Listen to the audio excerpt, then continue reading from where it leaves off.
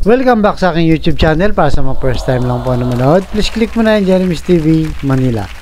Anyway guys, wala nang ba ito, libre lang, tulong mo na lang din sa kapwa mo. Alright, thank you very much po. So ang topic natin ngayon for today's video, Yan Ibay panalo at tagumpay sa kanyang pinaglaban dyan sa Konseyo ng Maynila. Yan guys, di ba? So bago yan, kumusta po sa mga Iskonians na patuloy na sumusuporta sa ating channel na palaki ng palaki, at sa mga Iskonians na wala naman dito sa Maynila at hindi taga Maynila, nandun sa iba't ibang panig ng mundo, di ba, na mga nasa abroad, kumusta po kayong lahat? Ang dalangin ko po ay sana nasa mabuti kayong kalagayan, at maraming salamat po sa walang sawa nyong pag-suporta. At ito na nga guys, at kung maalala nyo, di ba, binlog natin dito na kung saan itong si Vice Mayor Yul, Mr. Pukpuk Serbo, binanatan itong si Yan Ibay na hindi raw nag-a-attend sa mga session nila. Lagi daw sa umalis siya ng maaga, wala daw mga session, at kung ano pa mga paratang guys. Sa mga hindi nakapanood, na ngayon lang to na panood dahil nga mga ilang weeks na natin itong na-vlog. So ito guys, throwback muna tayo para makasunod kayo sa istorya. So ito yung naglabas o nagsalita itong si Yul Serbo laban kay SK Federation President Yan Ibay. Bakit ko iipitin ng pondo ng SK? Hangarin ko nga dumami ang programa nila para sa kabataang Manileño. Alam nyo, gusto ko sanang sagutin kayo tulad ng dati. At para sagutin ang mga katanungan nyo nung nakaraang sesyon, pansamantalang ibinalik dati ang komite dahil hindi sapat na nagagampanan ng tungkulin para sa Committee on Youth Welfare and Sports Development at bilang presidente ng Federasyon ng Sangguniang Kabataan. Base sa records, minsan hindi ka nagpatawag ng hearing para sa mga SK complaints. Yan guys. Minsan hindi ka nagpasa ng ordinansa para talakayin ng komite para sa kabataan sa Maynila. Sa session, magpapa-attendance ka lang tapos aalis ka. Tingnan mo rin kung kumusta na ang naging performance mo dito sa konseho. Simula nang mahalal ka. At ang mas pinakamalaking pagkukulang mo ay imbis na tapusin mo ang session at matuto ka mula sa mga kapwa mong magagaling na veteranong konsehal, tila halos lahat ng session days late ka o sadyang hindi mo tinatapos ang session. Inalal ka ng mga SK chairman para maging boses ng kabataan sa konseho, pero ayon sa records ng ating konseho, sa loob ng 10 buwan wala pa tayong ordinansang natalakay para sa kabataang Manileño na ipinaglalaban nyo rito. Nung araw ng session na pinagdidesisyonan na ibalik sa dating arrangement ng committee, ay dapat nandirito ka. Point of order, nang mapaglaban mo ang sarili mo. Nandito ka nga, pero umalis ka naman ng maaga. Hindi pa tapos ang session. Pwede tapusin ko ang salita ko? Binigyan ka ng pagkakataon na pamunuan ng committee ito, pero hindi mo binigyan ng hustisya ang tiwalang ibinigay sa iyo bilang representante ng Kabataang Maynila. Alam kong maraming problema ang kinakaharap ng federasyon ng Sangguniang Kabataan ngayon. Sana unahin mong bigyan lunas sa mga ito, nang sa gayon mas maging mabuti kang leader para sa kabataan. Ang hangarin ko lang ay mas maging magaling ka at matuto ka mula sa mga karanasan mo dito. Huwag mo sanang pabayaan ang tungkulin mo. Sabi mo nga, and I quote, Your Honor, ito pong tinanggalan yung committee sa akin ay applicable din sa mga SK chairman ng buong lungsod ng Maynila. So kung kaya nyong gawin sa akin, kaya nyo rin itong gawin sa barangay level. Sa paanong paraan kita tinanggal? Nag-rule lang ako sa desisyon na mas nakararami sa inyo.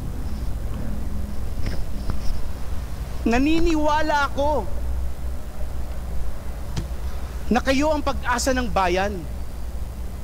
Sana hindi mo ito makita bilang isang hadlang na dapat mong gampanan na tungkulin.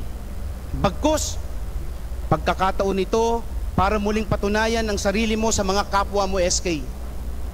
Sa ating mga kagalang-galang na kasama, alalayan po natin ang ating bunso. Bunso natin yan. Sa mga dapat niyang gawin bilang representante ng kabataan. Siya dapat ang tinitingala sa pagpapamalas ng kababaan at kabutihan ng loob bilang isang batang Manileño. Alang-alang sa iyo at sa mga kabataan ng Maynila na naniniwala pa rin sa kakayahan mo, handa akong kausapin ang mga kasamaan mo sa konseho. Nabigyan ka ng isa pang pagkakataon. Pero yan. Pakiusap ko lang sa iyo Sana naman kapag binigyan kanila ng isa pang pagkakataon, you make bawi, anak. Baka makasakit pa ako ng damdamin at ayokong mangyari yon. Moto proprio, I will adjourn the session. Session adjourned! Ayun na guys, si Boy Pukpok. Tinapos na yung kay Yan. So, di ba, kung pakikinggan mo, itong si Yul Serbo, guys, parang sigurado siya, di ba? Sa kanyang mga sinasabi na lagi siyang late, maagang umaalis, walang session, wala pang nagagawa.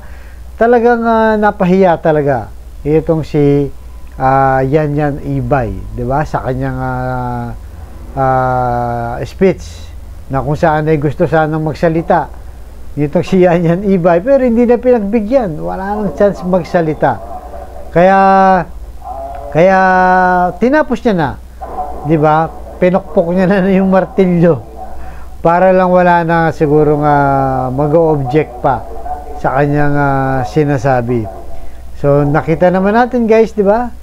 Pagkatapos niyan, hindi naman pumayag itong si Yan Ibay dahil nga kailangan niya sumagot kasi nga naman kung pakikinggan mo lang itong si Vice Mayor Yul Serbo ay parang totoo, di ba? Na parang talagang masisira siya sa mga kabataan na kung saan ay binoto pa naman siya. So, iisipin mo na wala pala talagang ginagawa, parang may attitude itong si Yan, di ba? Pero eto guys, nag-rest back siya. Ito, throwback din tayo ulit. Nirest backan niya itong si Yul Serbo para patunayan sa kanya. Di ba? Alam niyo guys, napakagaling nitong batang to. Talagang may future to.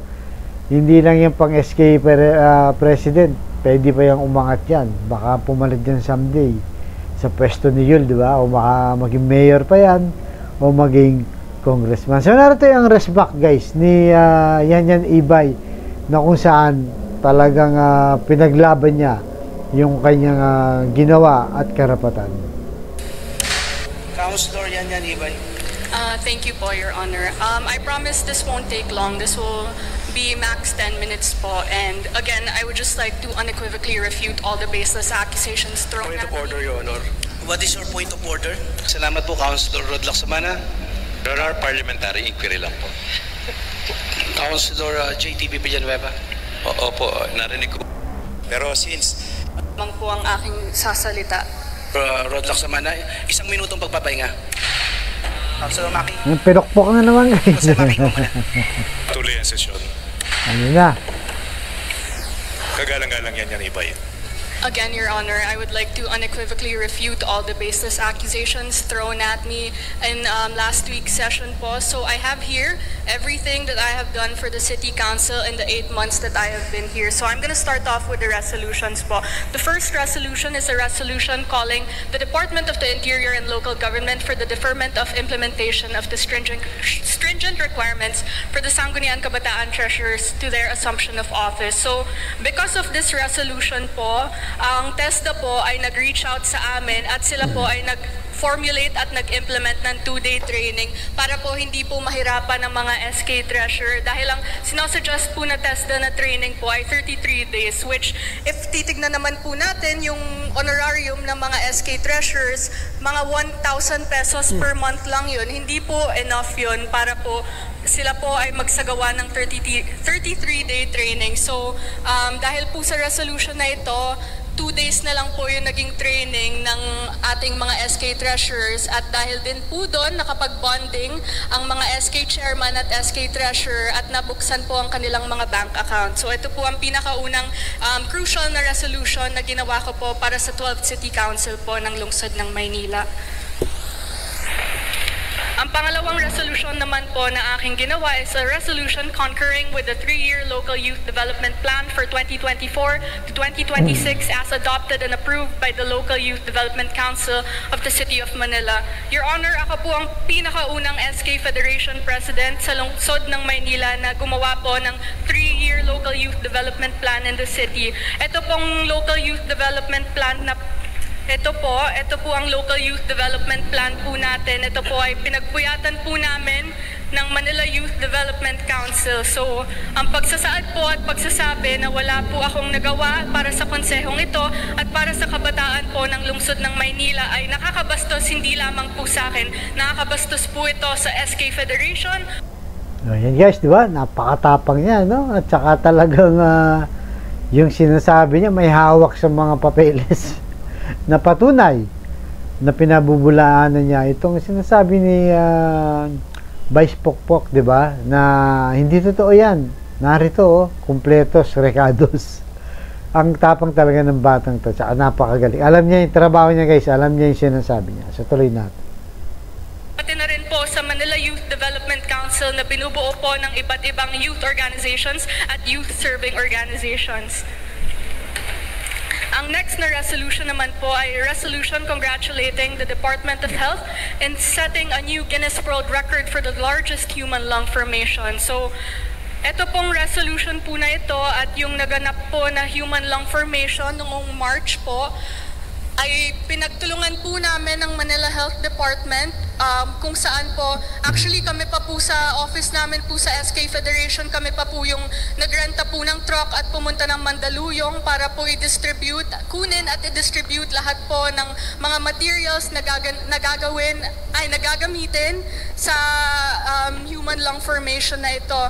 Hindi po magagawa tong Guinness World Record na ito kung wala po yung mga SK officials ng lungsod ng Maynila dahil ito pong human lung formation po na ito ay co-comprise po ng around 25% po ng SK officials and that is only in the City of Manila po. So again, to say na I haven't done anything for the City Council and the City of Manila is pretty much baseless. Galing, no? I'd also like to point out yung sinabi po ng ating regular presiding officer na wala pa po akong ordinansa na nagagawa po para sa lungsod ng Maynila. That is false, Your Honor. I have 2 draft ordinances po. Waiting na lang po ito for second reading. I passed it last May 22 po. The first one is an ordinance granting cash incentives and certificates of recognitions as rewards to tertiary or college graduates with Latin honors. So, ang nakalagay po dito sa proposed ordinance ko, ang mga gagraduate po na mga Manileño na summa cum laude ay makakakuha po ng 20,000 pesos, magna cum laude 15,000 pesos at cum laude po 10,000 pesos. Meron din po akong isa pang ordinansa amending City Ordinance 8568 by expanding po yung coverage ng mga recipients po ng 1,000 monthly allowance. So, nilagay ko rin po dito na lahat po ng SK officials na nag-aaral po sa State University or College ay maisama na hindi lamang po ang mga mag-aaral ng PLM at UDM po ang makakapagbenepisyo sa cash incentives po na ito. With regards naman po to the committee I hold the Committee on Youth Values Formation and Sports Development. Ang sabi po kasi ng presiding officer ay wala pa daw po akong committee hearing na naigagawa. In the 6 months, correction po, hindi po 10 months, 6 months pa lang po akong committee chair po ng Youth Values Formation and Sports Development. may I direct you, Your Honor, to ask po the Secretariat if there have been any complaints, resolutions, or ordinances po na naibaba na po sa Committee on Youth Values Formation and Sports Development. Because from my point of view and from my understanding, wala pa po. Therefore, wala pa pong nagiging committee hearing ang Committee on Youth Values Formation and Sports Development dahil lahat po ng problema na naibababa sa amin sa SK Federation ay naire-resolve po namin ito and merong compromise na nangyayari within the office po.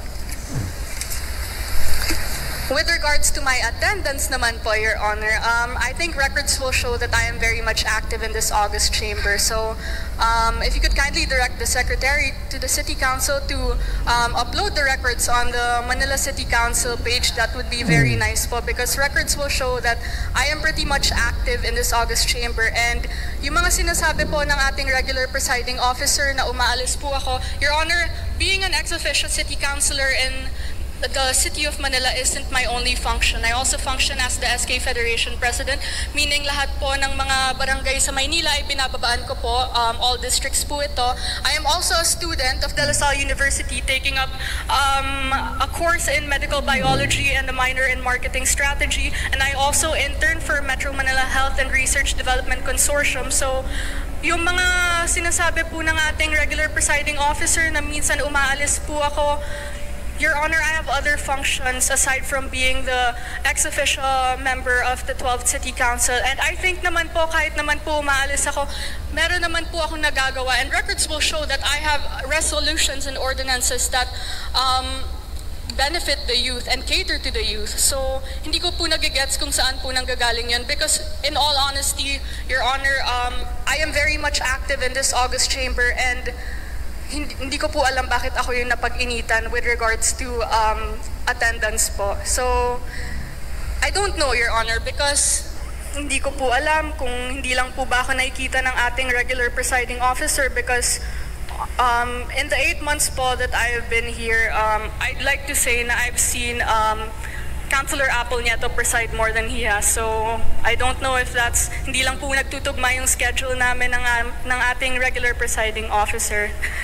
Pero, again, Your Honor, hindi ko po ipapakiusap sa inyo na pakiusapan niyo po ang mayorya na ibigay sa akin yung pagkakataon para ibalik sa akin yung committee ko. Dahil in the first place po, as stated in Republic Act 10742 and 11768, sa SK Federation President naman po talaga ang Committee on Youth and Sports Development. So, hindi ko po kailangan ipakiusap yun and hindi ko po kailangan humingi ng chance sa mayorya dahil in the first place naman po, hindi naman po dapat tinanggal sa akin yun. And palagi niyo po sinasabi na kayo po yung ama ng konsehong ito, kayo po ang ama ng City Council. Pero yung ginawa niyo po sa akin last week na mahiya po kayo and you personally attacked me, I don't know, Your Honor.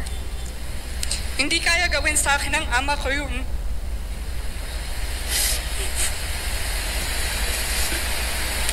yak sa dyan, di ba? Yan ang nakakaano talaga eh. No, my father will never do that to me. So wag niyo sabihin na ama kayo ng konseho. Because my father will never do that to me. Hindi niya ako ipapahiya sa maraming tao. Hindi niya ako ipapahiya lalo na sa buong lungsod ng Maynila.